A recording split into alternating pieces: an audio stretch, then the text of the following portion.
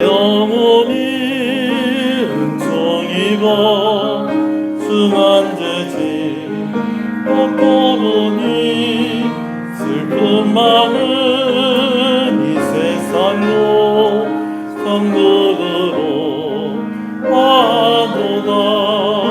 할렐루야 찬양하세.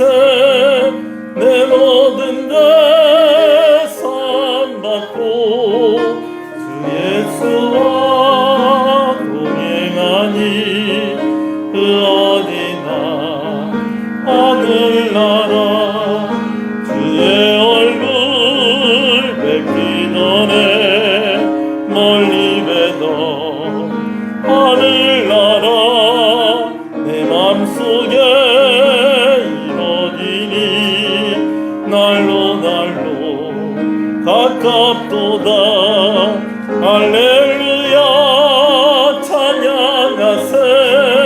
내 모든 대상 받고 주 예수와 동행하니 그 어디나 하늘나라 높은 산이 거친 들이 초막이나 눈물이나 내 주 예수 오신 곳이 그 어디나 하늘나라. 할렐루야 찬양하세. 내 모든 대상 받고 주 예수와 동행하니 그 어디나 하늘나라. 신앙을 고백하시겠습니다.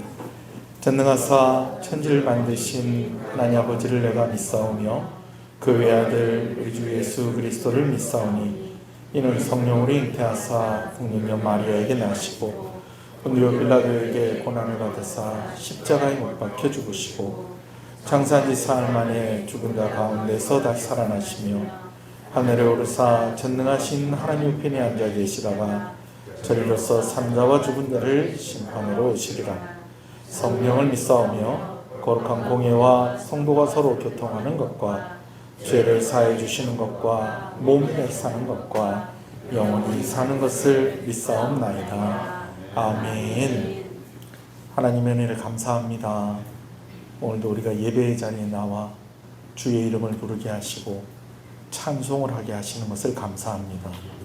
모든 영광을 홀로 받으시옵소서. 이제 하나님 앞에 나아가는 오늘 우리의 모습을 고백합니다. 우리의 죄를 용서하여 주시옵소서. 아버지, 우리를 불쌍히 여겨 주시옵소서. 또 지쳐있는 우리의 마음을 위로하여 주시고 힘을 얻는 귀한 시간이 되게 하여 주시옵소서.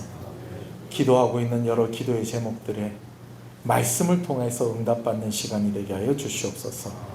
또 우리가 함께 합심하여 기도할 때에 하나님께서 들어 응답하여 주시는 줄로 믿습니다.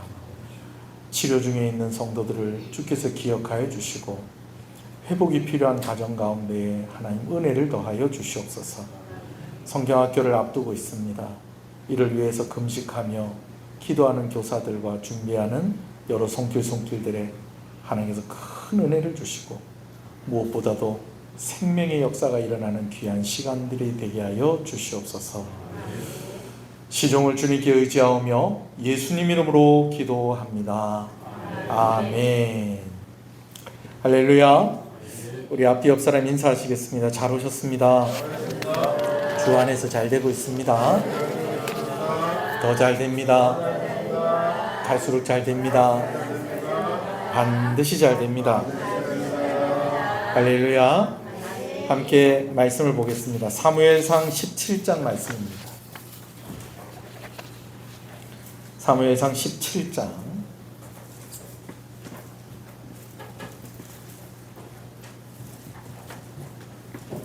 37절에서 51절까지의 말씀을 보겠습니다. 자, 먼저 37절 말씀을 읽겠습니다. 사무엘상 17장 37절의 말씀입니다. 말씀을 함께 보겠습니다. 사무엘상 17장 37절입니다. 또 다윗이 이르되 여호와께서 나를 사자의 발톱과 곰의 발톱에서 건져내셨은즉 나를 이 블레셋 사람의 손에서도 건져내시리이다. 사울이 다윗에게 이르되 가라, 여호와께서 너와 함께 계시기를 원하노라. 아멘. 가끔 우리가 코미디를 보다가도 눈물이 찔끔하고 나올 때가 있습니다. 저렇게까지 감동을 받으라고 만든 게 아닌데 그냥 그걸 보다가 뭔가 마음이 뭉클해지면서 눈물이 찔끔하는 그런 때가 있다는 거예요.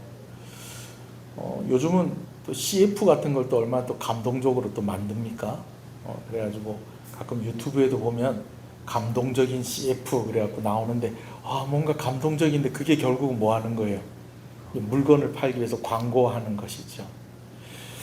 이걸 그렇게까지 하려고 해서 만드는 영화인가? 근데 내가 왜 이걸 보고 이렇게 감동을 받고 있지? 하는 또 그런 영화들도 있어요. 외야의 천사들이라는 영화가 저에게는 좀 그런 영화입니다. 그냥 이렇게 얼핏 보면 가족들이 함께 보고 어린이들을 대상으로 해서 만든 영화 같아요. 그 내용이 보면 이렇습니다. 이제 고아는 아니고 부모는 있는데 부모가 아이를 양육을 할 수가 없어서 이제 어떤 시설에 맡겨지거나 또 어떤 가정에 맡겨지는 그런 어떤 아이가 하나가 있는 겁니다. 근데 학교를 갔다가 와서 보니까 아직까지 양부모는 아니고 이제 양부모를 만나기 전에 이제 잠깐 이제 그 아이들을 돌보는 그런 집에 머물러 있는데 그 자기를 돌봐주는 아주머니가 아빠가 왔다라고 그렇게 얘기를 해주는 거예요. 그래서 이 초등학생인 우리나라로 치면 이 초등학교 한 5학년쯤 되는 이 아이가 아빠가 왔다는 이야기를 듣고 너무 반가워서 이제 집에 들어갔더니 아빠는 그렇게 표정이 반가운 표정이 아닙니다. 그러더니 아이에게 하는 이야기가 무슨 이야기를 하는 거 아니? 내가 너 보고 싶어서 온 게 아니라 내가 이제 아주 멀리 떠나가기 때문에 너한테 이제 작별 인사하려고 왔다. 그렇게 이야기를 하는 거예요. 아이가 많이 실망을 했죠. 그래도 아빠니까 아빠랑 같이 있고 싶으니까 이제 오토바이를 타고 떠나가려고 하는 아빠를 붙잡고 이야기를 합니다. 아빠, 이제 그럼 우리 언제 또 만나는 거야? 그랬더니 아빠가 가만히 생각을 하더니 너 오늘 어디 갔다 왔느냐? 그랬더니 나 야구장 갔다 왔다. 그래? 이 동네 야구팀은 지금 꼴등하고 있지 않느냐? 그래, 꼴등하고 있는 거 맞다. 그 야구팀 우승하면 내가 너 만나러 올게.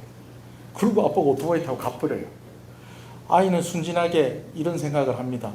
정말 이 팀이 우승을 하면 우리 아빠가 나를 만나러 올 거야. 근데 지금 그 팀이 몇 등 하고 있다는 거예요. 꼴등을 하고 있어요.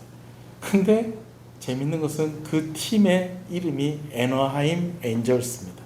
그러니까 애너하임이라는 동네에 있는 천사를 마스코트로 하는 그런 야구팀인 거예요. 아이가 자면서 하나님께 기도를 해요. 하나님, 엔젤스 팀이 우승하게 해주세요. 그러면 누가 올 거니까? 아빠가 자기를 만나러 올 거니까. 이 엔젤스 팀이 우승을 하게 해주세요. 그러면서 아멘 하고 잡니다. 그리고 나서 이 아이가 또 야구를 보러 가요. 매일 야구장에 가면 돈이 많이 드니까 어쩔 때는 야구장 뒤편에 있는 그 나무에 매달려 갖고 야구를 보기도 하는데 그날은 어떻게 됐는지 표를 구할 수 있게 된 거예요.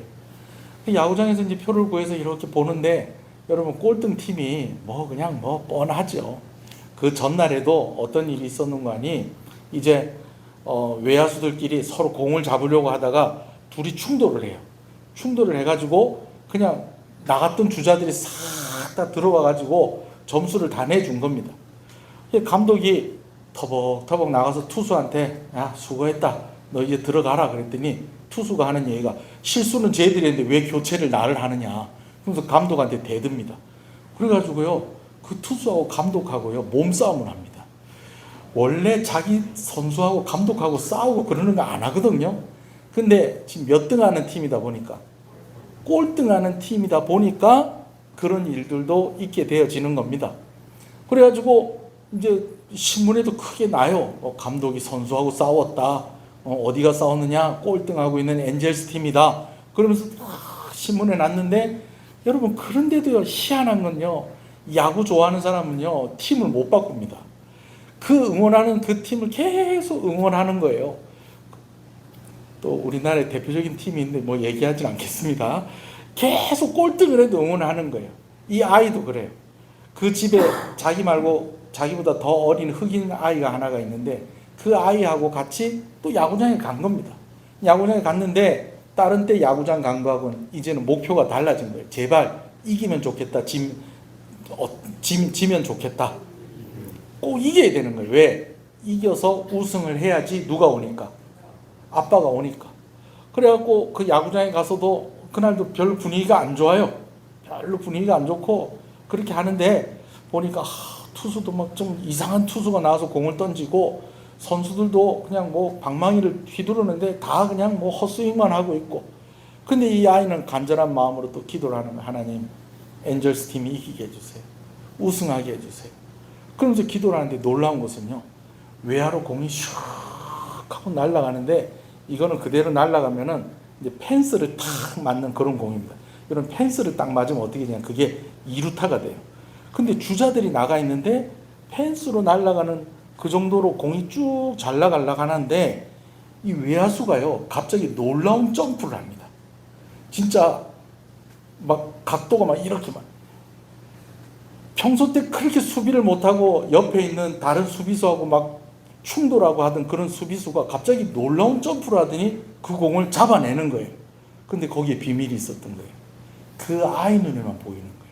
천사 둘이 와가지고 이 외야수를 붕 안아가지고요, 이렇게 뻗고 있는 글러브에다가 공을 쏙 넣어주는 거예요. 뭐가 됐을까요? 아웃이 되면서 점수가 안 난 거예요. 실점하지 않은 거예요. 거기다가 이제 투수가 공을 던지는데, 공을 확 던지니까 갑자기 뒤에서 천사가 탁 나더니 후 이러니까 갑자기 공이요 휙 하고 쑥 들어가는 거예요. 평소 때 던지는 것보다 훨씬 더 빠르게 들어가는 겁니다. 마지막에는요, 타자 한 명이 있는데, 이 타자는요 왜 이 프로야구 선수가 됐는지 모르겠어요. 방망이를 휘두르는데 도저히 공을 맞추지를 못해요. 맞추지를. 그런데 이렇게 보니까 이 타자의 어깨에 이 천사가 왔고 어깨를 주물럭주물럭 해주는 거예요. 그게 다른 사람 눈에는 안 보이는데 누구 눈에는 보인다는 거예요. 그 아이 눈에는 보인다는 거예요. 하나님, 제발 엔젤스 팀이 이기게 해주십시오. 그 기도하는 아이에게만 보이더라는 거예요. 그래서 이 아이가 감독한테 이야기하기를, 저 선수하고 저 선수를 좀 내보내보세요. 그러면서 이렇게 얘기를 하는데, 감독이 웬일인지 그 선수를 내보냈더니요, 그 선수가 이렇게 하고 나서가지고 공을 휘두르는데 역시 공을 맞춘다 못 맞춘다? 못 맞추는 거예요. 근데 갑자기 상대방 투수 뒤에 뭐가 또 나타나더니 천사가 딱 나타났는데, 상대방 투수가 공을 던졌는데요, 공이 휙 하고 날아와야 되는 공이 휙 이러고 날아오는 겁니다. 여러분, 그랬더니 어떻게 됐겠어요? 예? 그 못 치는 그 타자도 그 공을 쾅 쳐버리는 거예요. 그래 점수가 나서 이기고. 여러분, 이런 식으로 해서 하는 영화가 있습니다. 외야의 천사들이라고. 인터넷에 보니까 40분짜리 요약된 게 있고 15분짜리 요약된 것도 있던데, 여러분 한번 뭐 이렇게 한번 보시는 것도 괜찮을 것 같아요. 여러분, 오늘 제가 왜 이 이야기를 하냐면, 오늘 할 얘기가 누구 얘기입니까? 다윗의 이야기입니다. 어떤 목사님이 그런 얘기를 하시더라고요. 다윗이 물맷대로 탁 던졌는데 하나님께서 돌이 날아가는데 하나님께서 손가락 갖고 살짝 탕 튕겨줬다는 거예요. 그랬더니 어떻게 됐다니, 그 돌이 골리앗의 머리에 정통으로 탁 박혔다는 거예요. 나중에 우리가 성경을 읽겠지만은 그 돌이요 그냥 딱 맞은 정도가 아니고요, 이 머리에 확 박힐 정도로 들어가 버립니다. 물매를 던진다고 다 그렇게 되는 건 아닙니다. 그래서 하시는 말씀, 그 제가 했던 얘기가 아니에요. 제가 이렇게 머릿속으로 상상을 하는데 그런 게 상상이 되더라고요. 돌이 휙 날아가는데 꼭 마치 외아의 천사들에서 천사들이 나와서 후 이러는 것처럼 하나님께서 손가락 갖고 통 하고 튕겨주시는, 혹시 그렇게 해서 된 것이 아닌가 하는 그런 장면을 오늘 제가 여러분하고 또 이야기를 하려고 하는 것입니다. 다윗이 물매를 던졌을 때에 뒤에서 천사가 후 했다든지 하나님의 손가락 갖고 탕 튕겼다든지 그런 건 성경에 있다 없다? 그런 건 없습니다. 한번 그런 상상을 한번 해본 겁니다. 그런 영화가 있기 때문에. 자, 참고로 말씀드리면 애나임 엔젤스는 우승을 했을까요? 안 했을까요? 그 영화 속에서. 궁금하죠? 했습니다. 했어요. 했는데 재밌는 것은 그 영화를 만들 때 그 팀이 진짜 맨날 꼴등하는 팀이었는데 그 영화가 개봉이 되었을 때 성적이 쑥 올라갔답니다. 그래서 사람들이 신기하다 그래서 나름 흥행한 그런 영화인데요. 자, 오늘 우리는 그 외아의 천사들 얘기하는 게 아니고 이제 다윗과 골리앗 이야기를 해야 합니다. 다윗이 이제 골리앗하고 싸우게 되었습니다. 우리가 지난주까지 2번에 걸쳐서 싸우기 전의 이야기들을 우리가 좀 나누었었어요. 사울 왕이 다윗이 골리앗과 싸우게 한 이유가 이런 이유였을 것이다. 그리고 또 다윗이 또 나가서 싸우려고 했던 이유가 이런 이유였을 것이다. 그리고 또 한 가지, 하나님이 다윗이 골리앗과 싸우게 하신 이유가 또 이런 것이 이런 이유였을 것이다 라는 말씀을 나누었었는데요. 여러분 다 기억하십니까? 사울은 다윗이 나가서 싸울 때 뭐 하고 오라고? 죽으라고 그렇게 내보낸 것입니다. 근데 하나님과 다윗은 뭐 하려고 나간 겁니까? 이기려고 나간 것입니다. 특히 하나님께서는 다윗이 뭐 하게 하시려고? 이기게 하시려고 다윗과 싸우게 하셨다라는 것이죠. 자, 그런데 이제 다윗이 이제 싸우러 나아가는데 사울 왕이 그에게 이제 그래도 이제 뭐 죽으러 내보내는 것인지 아니면 혹시나 또 이길 수도 있겠다는 그런 기대하는 마음을 가지고 내보내는 것인지는 우리가 확실히 뭐 천국 가서 물어봐야 되겠지만은 그래도 좀 미안한 마음이 있고 좀 안쓰러운 마음이 있었던 것 같아요. 그래서 다윗에게 자기가 입었던 군복 그리고 자기가 입었던 갑옷 그리고 노수로 된 투구를 이렇게 탁 씌워줍니다. 근데 어때요? 다윗이 그것을 입어보니까 뭐 하지 않다는 거예요? 익숙하지가 않더라는 거예요. 그래가지고 그것들을 다 벗어놓고 그에게 익숙한 것을 선택하는 그런 장면이 나옵니다. 자, 우리 아까 37절 읽었는데요. 38절부터 40절까지 읽겠습니다. 함께 읽습니다. 시작. 사울이 자기 군복을 다윗에게 입히고 노토를 내 머리에 쓰고 또 그에게 나무를 입히매 다윗이 자기 군복에 잡고 사울에게 말하되 이것을 구할 수 있는 바가 하고 옷 벗고 손에만 때를 가지고 시내에서 내려온 돌사슴을 자기 목자에 지고 군주를 입고 손을 가지고 공주에서 사내로 나아가니라. 예, 그래요. 38절에 보면 사울이 이제 군복을 입혀보고 노투구도 씌워주고 또 갑옷도 입혔는데 39절에 보면 다윗이 뭐 하지 않다는 거예요? 익숙하지 않다는 거예요. 그래서 전쟁터에 나가는데 40절에 손에 뭘 쥐고 막대기를 쥐고 시냇가에서 뭘 주워서 매끄러운 돌 5개를 주워서 목자에 재고 아마 이제 차고 다니는 주머니 같은 그런 것 같아요. 거기다가 넣고 그리고 손에는 뭘 가지고? 물매를 가지고. 여러분 이 물매가 이제 뭔지 여러분 아시죠? 이렇게 뱅글뱅글 돌려서 탁 이렇게 하면 이제 순간적으로 돌이 쫙 하고 나가는 그런 무기입니다. 목자들이 잘 사용하는 그런 것입니다. 자, 그렇게 나아갑니다. 다윗이 막대기와 돌멩이로 무장을 하고 이렇게 나아가는데 골리앗의 모습을 또 우리가 한번 봅니다. 일단 골리앗은 방패든 자를 앞세웁니다. 다윗이 혼자서 그러고 나올 줄은 생각도 못했겠죠. 근데 일단 누가 하나 나온다 하니 며칠 만에 40일 만에 나온다고 하니 일단 군인은 기본이 있지 않습니까? 경계를 하고 나가는 겁니다. 근데 그 경계를 하면서 나가는데 자기가 앞서 나가는 게 아니라 누구를 먼저 앞세우고 방패든 자를 앞세우고 이제 나아갑니다. 근데 막상 나가보니까 지금 누가 자기하고 싸우려고 나온 거예요? 다윗 어린 소년이 자기하고 싸우려고 나왔으니 이제 일단은 둘러봤겠죠. 이게 무슨 함정인가? 그래서 이리저리 둘러봤는데 여전히 다윗 말고 누가 또 다른 사람이 있어요? 없어요? 아무도 없는 겁니다. 여러분 그 순간에 골리앗이 기분이 확 상합니다. 그러면서 막 다윗에게 막 욕을 하기 시작을 하죠. 뭐라고 욕을 하느냐 우리 한번 확인 한번 해보겠습니다. 자, 41절부터 있습니다. 시작. 다윗에게로 점점 가까이 나아가니라. 그 블레셋 사람이 둘러보다가 다윗을 보고 업신여기니 이는 그가 젊고 붉고 용모가 아름다움이라. 여러분 지금 골리앗이 다윗 보고 반한 거 아닙니다. 예, 지금 기가 막힌 거예요. 지금 싸우려고 하면은 어떻게 하고 나와야 됩니까? 얼굴에 깜장이라도 좀 칠하고 좀 이러고 나오든지 해야 될 건데 너무 말꼬만 소년 하나가 나와가지고 한번 지하고 싸워보겠다는 거예요. 기가 막힌 일이죠. 그래서 43절 읽읍시다. 시작. 블레셋 사람이 다윗에게 이르되 네가 나를 개로 여기고 막대기를 가지고 내게 나왔느냐 하고 그의 신들의 이름으로 다윗을 저주하고. 44절이요. 그 블레셋 사람이 또 다윗에게 이르되 내게로 오라. 내가 내 살을 공중의 새들과 들짐승에게 주리라 하는지라. 여러분 그러면서 막 자기들이 섬기는 신의 이름으로 막 다윗을 저주하고 막 그냥 네가 나를 무엇으로 아느냐? 개로 아느냐? 왜? 지금 그의 눈에 볼 때에 다윗은 뭐 하나 갖고 나오는 거예요. 지금 막대기, 여기 말로 짝대기 하나, 그거 들고 나오는 겁니다. 물론 주머니 속에 뭐가 들어있지만, 돌멩이가 몇 개 들어있지만 뭐 짝대기 하나 들고 나오는 거나 돌멩이 몇 개 더 들고 나오는 거나 똑같습니다. 자존심 상한다 이거죠. 여러분 근데 우리는 이 이야기의 끝을 너무 잘 알고 있습니다. 누가 이겼습니까?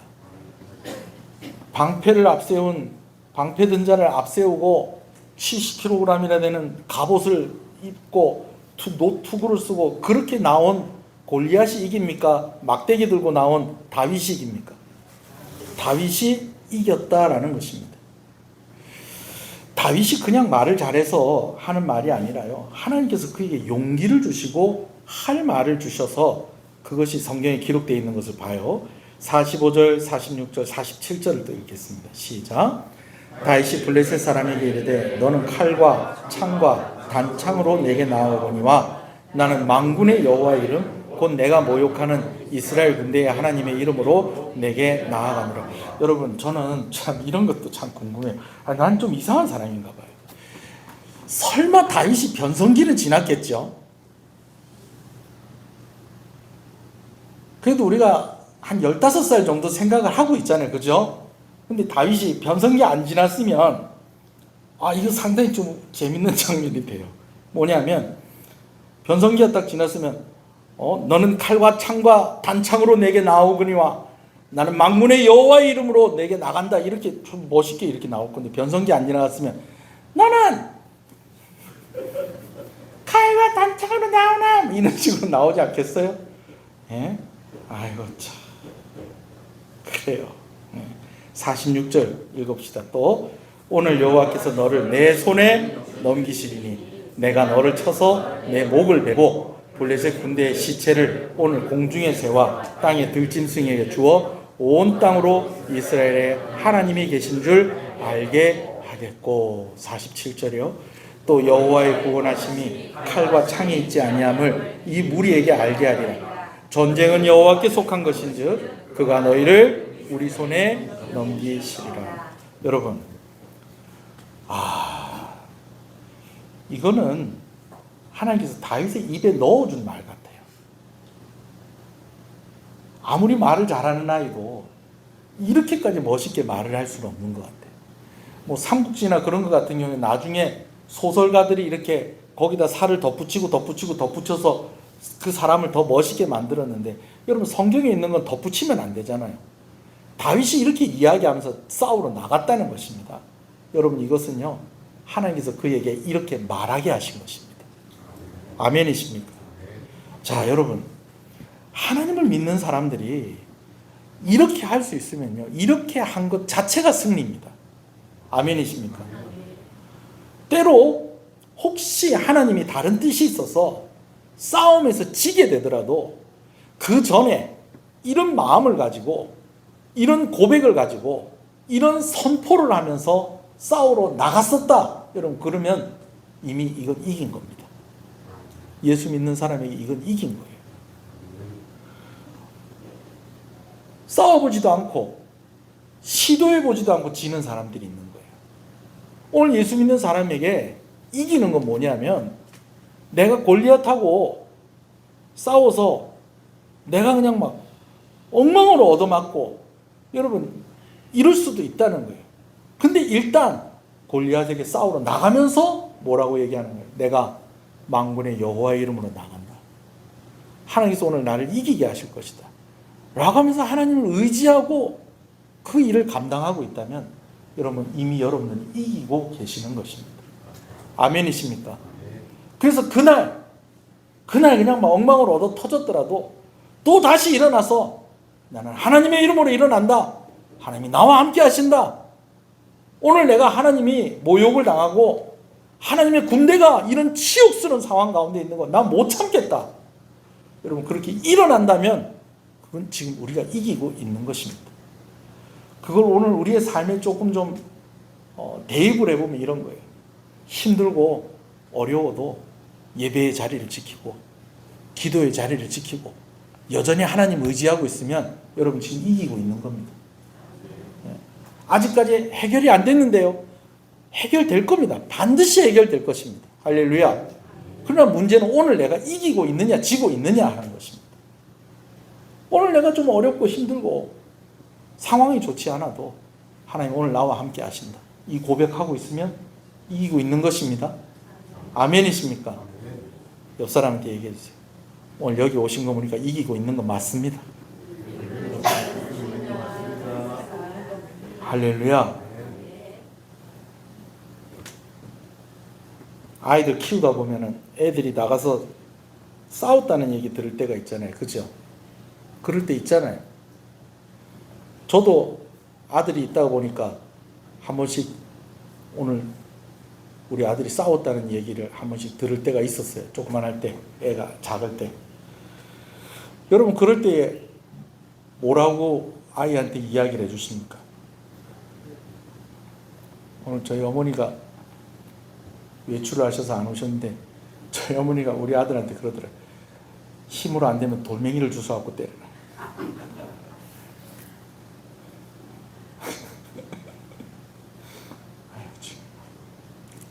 저는 한 가지 물어봐요. 너도 때렸냐? 그럼 우리 아들이 자기 때렸대. 그럼 됐어. 그럼 됐어. 한 대라도 네가 때렸으면 됐어. 누가 이겼는지는 안 물어봅니다. 그건 별 중요하지 않아요. 오늘 내가 싸웠느냐 얻어맞았느냐 그게 중요한 거예요. 여러분 얻어맞지 마시고요. 싸우시기 바랍니다. 경찰서에서 전화 오고 그러면 안 됩니다. 시흥교회 목사님이십니까? 아 예. 누구 아십니까? 뭐 임실만 씨 아십니까? 예. 아이 수요일날 교회 갔더니 목사님 싸우라고 그래가지고 싸워가지고 지금 경찰서에 있다는데 목사님 잠깐 오시겠어요? 이런 거 하면 안 됩니다, 여러분. 제가 싸우라는 말이 무슨 말인지 아시죠? 해보지도 않고 싸워보지도 않고 지면 안 된다는 거예요. 오늘 하나님이 나와 함께 하신다는 거 확신하시고 그 하나님 의지하시고 그리고 하루하루 감당하다 보면 하나님이 이기게 하십니다. 할렐루야. 다음 주에 한 번 더 이 얘기를 좀 할 거기 때문에 오늘은 두 가지 이야기를 좀 하려고 그래요. 무슨 얘기냐면요. 다윗은 물매를 놓고 돌릴 5개의 돌과 막대기를 가졌을 뿐이라고 하지만 골리앗의 눈에 볼 때는 그렇게 보이지만 사실은 다윗이 지금 혼자 싸우러 나가는 게 아닙니다. 다윗이 혼자 싸우러 나가는 것이 아니라 누구하고 싸우러 나가고 있는 것이에요. 누구와 함께? 하나님과 함께 싸우러 나가는 것입니다. 근데 이렇게 다윗이 전쟁에 임하는 모습에서 우리가 몇 가지 좀 생각하게 되는 것이 있어요. 특히 오늘 제가 이런 말씀을 보면서 계속 제 마음 가운데에 좀 감동이 되어지는 그런 말씀인데 그것이 무엇이냐면 익숙하다는 것입니다. 다윗에게 이것은 익숙하지 않습니다라고 하면서 그에게 익숙한 것을 선택하는 그런 모습을 보게 돼요. 그리고 그 다윗에게 익숙한 것이 무엇인지를 설명해 주는 몇 가지가 있는데요. 두 가지를 얘기하려고 해요. 첫 번째는 다윗에게 익숙한 것을 설명해 주는 것이 뭐냐면 물매입니다. 물매. 돌멩이 5개하고 물매. 다윗은 골리앗을 공격하는 무기로 무엇을 선택을 했습니까? 물매를 선택을 했어요. 막대기를 가지고 나가긴 했는데 그거는 그냥 어떻게 보면 폼이고 공격은 뭘로 합니까? 우리가 잘 알다시피 골리앗에게 달려가면서 물매를 던지지 않습니까? 이 다윗이 사용한 이 무기 물매는 이 원심력을 이용을 해서 이 주머니 안에 들어가 있는 이 돌이 이 빙빙빙빙 돌리면서 이 에너지가 그 돌에 이렇게 모여가지고 순간적인 그런 힘을 내는 그런 원리로 만들어진 그런 무기입니다. 근데 여러분 우연인지 모르겠지만 다윗이 지금 싸우러 나가는 것이 지금 물매에 담겨진 돌멩이의 모습과 다윗의 모습이 너무 닮았다는 겁니다. 돌멩이 자체는 그렇게 위력적이지 않습니다. 근데 그것이 무엇에 담기니까 위력이 생기더라는 것입니까? 물매에 담기니까 위력이 생기더라는 것입니다. 골리앗하고 다윗하고 팔씨름하면 누가 이기겠어요? 골리앗이 이기겠죠. 그죠? 창 던지기 하면 누가 더 멀리 던지겠어요? 골리앗이 더 멀리 던지겠죠. 달리기는 좀 모르겠습니다. 다윗이 달리기는 더 빠를 수도 있겠어요. 근데 달리기만 잘한다고 이길 수가 없어요. 이게 뭐 축구도 아니고 야구도 아니고 싸워야 되는 건데. 그런데 단지 어린 소년인데 하나님이 그를 사용하시니까 엄청난 힘과 폭발력을 가지게 되더라는 것입니다.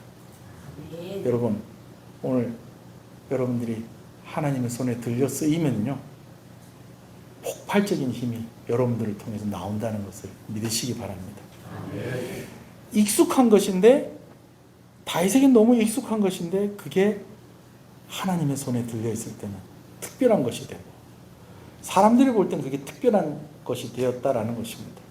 여러분 오늘 우리에겐 하나님께 쓰임 받는 것이 익숙한 것이 되어야 됩니다. 아멘이십니까? 두 번째로요 다윗에게 익숙함을 설명해 주는 것이 바로 시냇가입니다.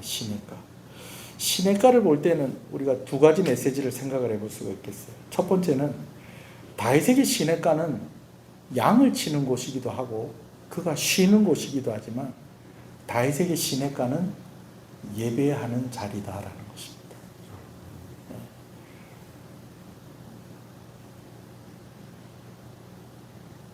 그가 살고 있는 것이 그가 살아가는 그 일상이 시냇가에서 그가 기르는 양들을 목마르지 않게 마시게 하고 또 양들을 위해서 또 양들을 지키기 위해서 물매에 넣을 돌을 줍기도 하고 하는 그런 곳이기도 하지만 또 다윗이 쉬기도 하는 곳이기도 하지만 다윗에게 시냇가는 우리가 너무나 잘 알듯이 예배의 자리였습니다. 여러분 예배의 자리에서 능력이 나오는 것입니다. 아멘이십니까? 또 한 가지 시냇가는 목마름을 해결해 주고 또 다윗을 쉬게 하는 것뿐만 아니라 다윗을 훈련시키는 하나님의 손길을 상징하는 그런 의미가 있다고 할 수 있겠습니다. 다윗이 돌멩이 주스러 어디로 갔다고요? 시냇가로 갔어요. 왜 돌 주스러 시내로 갔을까요? 여기서 시내는 저기 저 시내 중심가 말하는 거 아닙니다. 시냇가. 왜 다윗이 시냇가에 돌 주스러 갔을까요? 적당한 돌 찾아서 갔겠죠. 근데 왜 그 적당한 돌이 시냇가에 있었을까요? 아니 뭐 다 답을 아시는 것 같아요. 얘기해 보세요. 그렇죠. 물매에 넣어서 돌리려면 이 돌이 매끌매끌해야 돼요. 근데 그 매끌매끌한 돌은 어디서 만들어지냐면 시냇가에서 만들어지는 거예요. 여러분 다윗이 시냇가에서 돌 주웠다는 이걸 가지고요 그냥 쓱 지나가지 마시고 한번 집에 가서 다시 한번 생각을 해보세요. 아 목사님 얘기한 게 이런 것이구나. 매끌매끌한 돌이 다듬어진 돌이 쓰임 받는 거예요. 할렐루야. 다윗이 그냥 시냇가 가서 돌을 주운 것 같은데요 사실은 그 안에 이런 의미도 있다는 겁니다. 하나님이 다윗을 다듬어서 하나님이 쓰실 사람으로 이제 준비를 시켜 놓으셨다라는 것입니다. 할렐루야. 그래요. 저와 여러분들도 하나님이 쓰시기에 좋게 다듬어지기를 간절히 소원합니다. 이제 말씀을 좀 읽으면서 마무리를 하겠습니다. 여러분 보통 다윗과 골리앗의 이야기를 생각할 때 사람들이 생각하는 그림이 있어요. 제 서적에도 다윗처럼 골리앗을 이기는 법이라는 책이 있어요. 근데 제가 이 책을 좀 잘못 샀어요. 예, 조금 잘못 샀어요. 이 뭡니까? 책을 이렇게 살 수 있는 그 뭐라고 그러나요? 뭐 하여튼 그런 기회가 있었는데 그게 이제 기간이 이렇게 정해져 있어가지고 빨리 그 책을 골라서 이제 그 액수만큼 책을 사야 되는 좀 그런 사정이 있었을 때가 있었습니다. 예, 그게 뭔지 아시는 분은 아실 건데 그런 게 있었어요.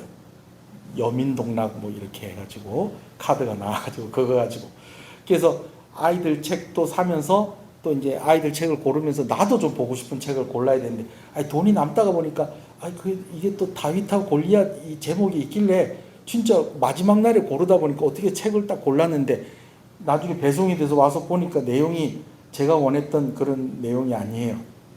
예, 그냥 보통 사람들 일반적으로 이렇게 신앙 없는 사람들이 이야기하는 나는 약한데 나보다 강해 보이는 사람을 이기는 법에 대해서 쓴 그런 책이었어요. 여러분 그런데 보통 우리는 다윗과 골리앗의 이야기를 이야기의 교훈을 그렇게 생각을 한다는 거예요. 작아도 큰 사람을 이길 수 있다. 힘이 약해도 힘이 강한 사람을 이길 수 있다. 그러니까 뭘 가져라? 자신감을 가져라. 용기를 내라. 이런 식으로 이제 그런 내용으로 이제 우리가 다윗과 골리앗 이야기를 많이 이야기를 합니다. 근데 여러분, 다윗과 골리앗의 이야기에서 핵심이 되는 메시지가 있다는 거예요. 놓치면 안 되는 메시지가 있다는 거예요. 일단 말씀을 좀 한번 읽어볼게요. 45절부터 51절까지 읽겠습니다. 시작.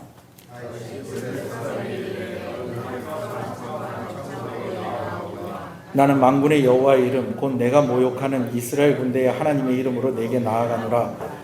오늘 여호와께서 너를 내 손에 넘기시리니 내가 너를 쳐서 내 목을 베고 블레셋 군대의 시체를 오늘 공중의 새와 땅의 들짐승에게 주어 온 땅을 이스라엘의 하나님이 계신 줄 알게 하겠고 또 여호와의 구원하심이 칼과 단창에 있지 아니함을 이 무리에게 알게 하리라.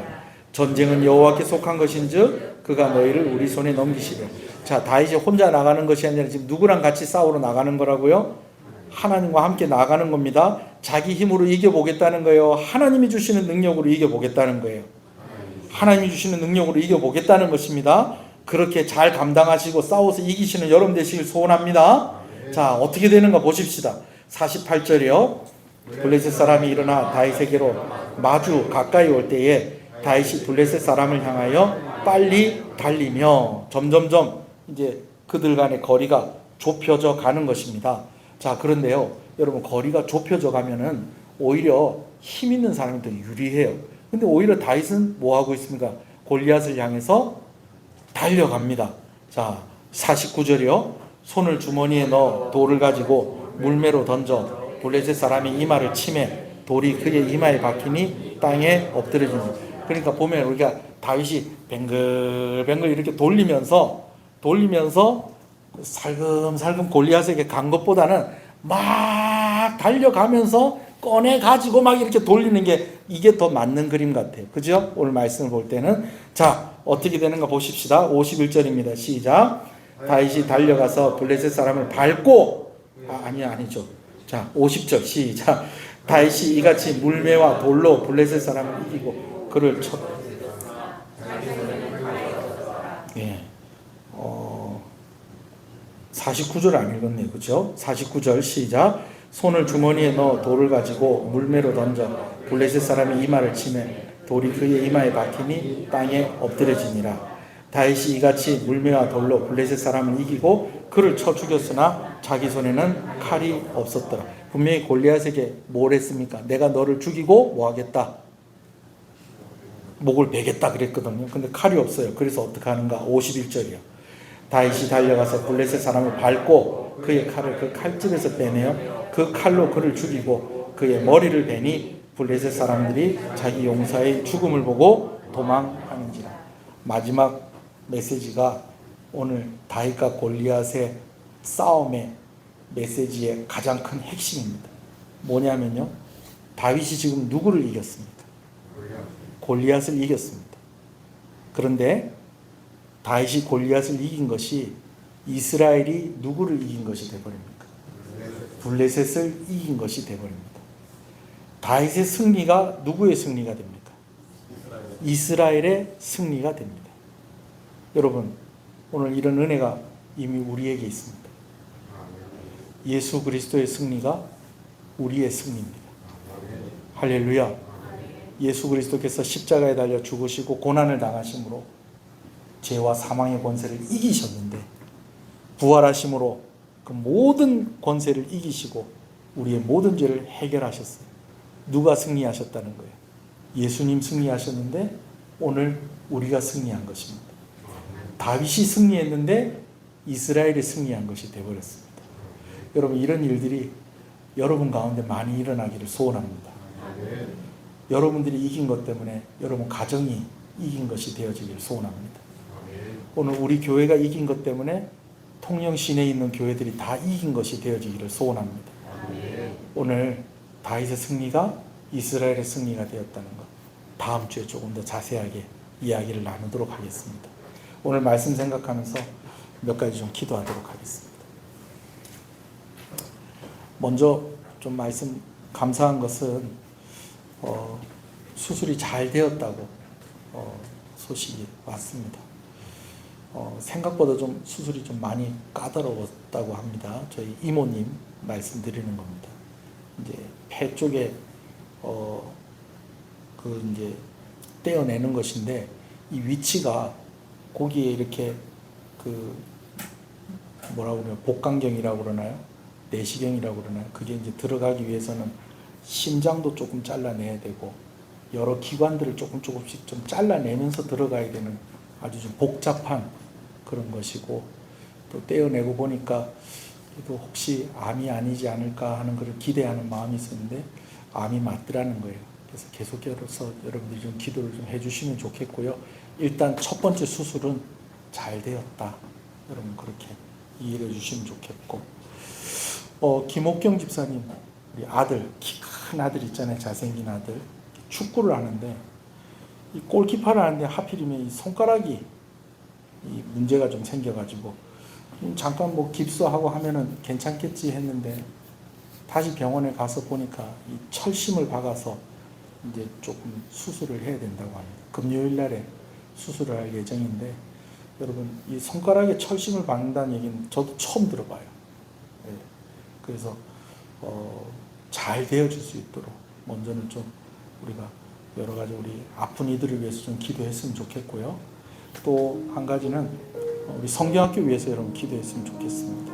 그래서 수고하는 선생님들, 또 대학생들, 청년들도 이제 또 같이 할 것이고요. 또 우리 온 성도들이 또 우리 성경학교 위해서 또 봉사할 것인데, 여러분 성경학교가 은혜 가운데 특별히 아이들이 예수님이 내가 무엇이다라고 말씀하신 그것을 잘 이해하고 예수를 믿는 그 믿음이 더 자라갈 수 있게 해달라고 여러분 기도해 주시면 좋겠고요. 또 여러분 가정을 위해서 기도해 주시고, 교회를 위해서 기도해 주시고, 또 선교사님들이 여름에 제일 바쁠 때입니다. 우리 교회가 돕는 선교사님들, 특별히 여러분들 구역이 또 함께 기도하고 있는 선교사님들을 위해서 우리 기도하는 시간, 우리가 조금 한 5분 정도 우리가 좀 시간을 좀 두고 기도하도록 하겠습니다. 먼저 회복이 필요한 성도들 위해서 기도하겠습니다. 주님의 이름을 부릅니다. 주여, 주여. 하나님 감사합니다.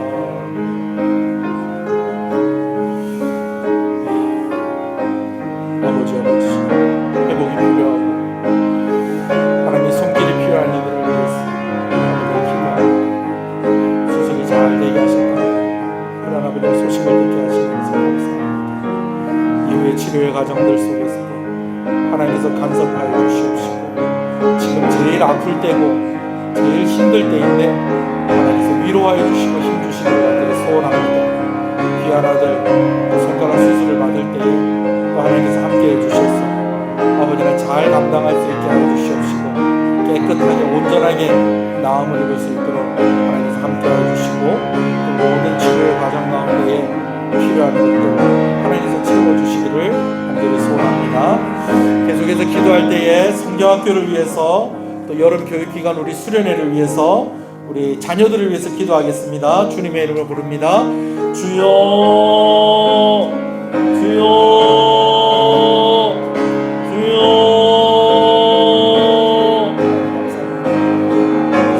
아버지,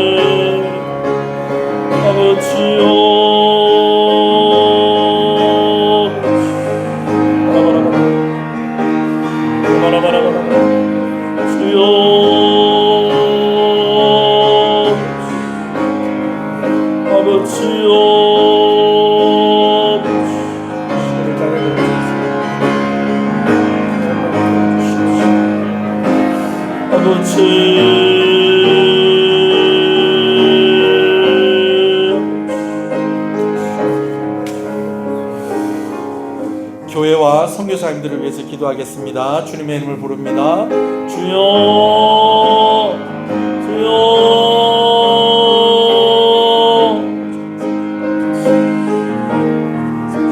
행복하게 하시면서 지치지 않아 강건함을 허락하여 주시옵소서. 은혜를 허락하여 주시옵소서.